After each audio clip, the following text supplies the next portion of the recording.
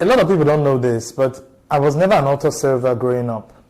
But then, from the moment I started receiving communion, I started experiencing this very deep love and longing for Jesus in the Eucharist.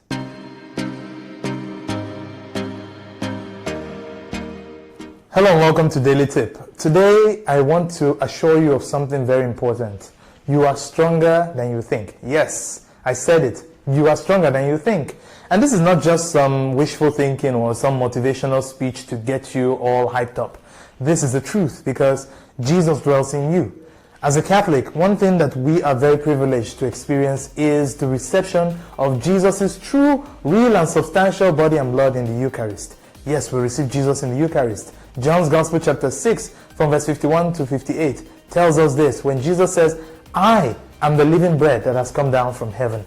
Unless you eat my flesh and drink my blood, you do not have life in you. But in fact, if you eat it and drink it, then you have life in you, and I will raise you up on the last day. These are very, very strong words because Jesus himself is God and his word is to be believed. 1 Corinthians chapter 1 verse 24 tells us that Jesus is the wisdom and the power of God. And in fact, whatever he says it takes life. It becomes reality. So when Jesus taking that bread on that night before he was betrayed, as St. Paul recounts in 1 Corinthians chapter 11 verse 24, when he took that bread and said the blessing and gave it to his disciples and said, take all of you and eat of it and drink of this. This is my body, this is my blood. It became his body and blood. And for all of us, as many as receive it and believe it, it becomes the power that drives us. And yes, that is why I can tell you with all certainty, and that is why you must tell yourself with all manner of certainty that you are stronger than you think. So, when you receive the Eucharist, certain things are bound to happen to you. And I am a living witness to this fact. Number one is that you are transformed.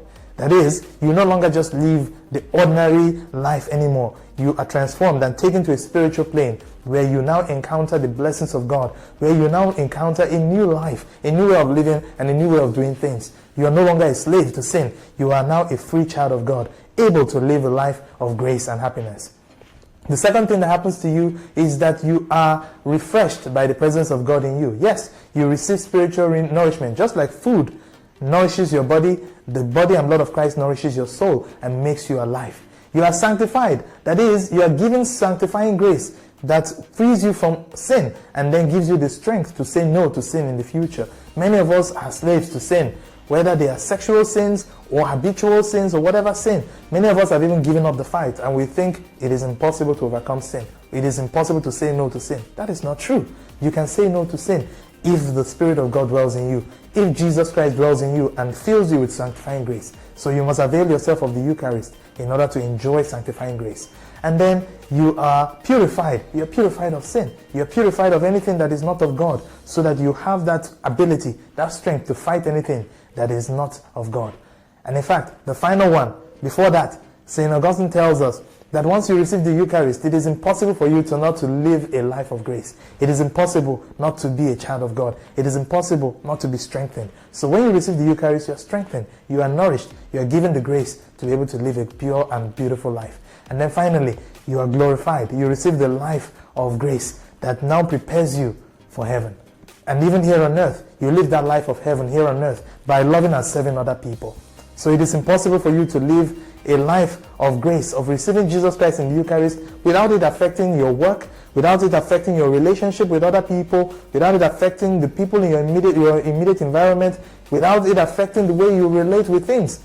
A lot of us are indifferent when it comes to how things affect the world, especially now that people are clamoring for a review of certain laws in parts of the country or parts of the world that affect human dignity and human life.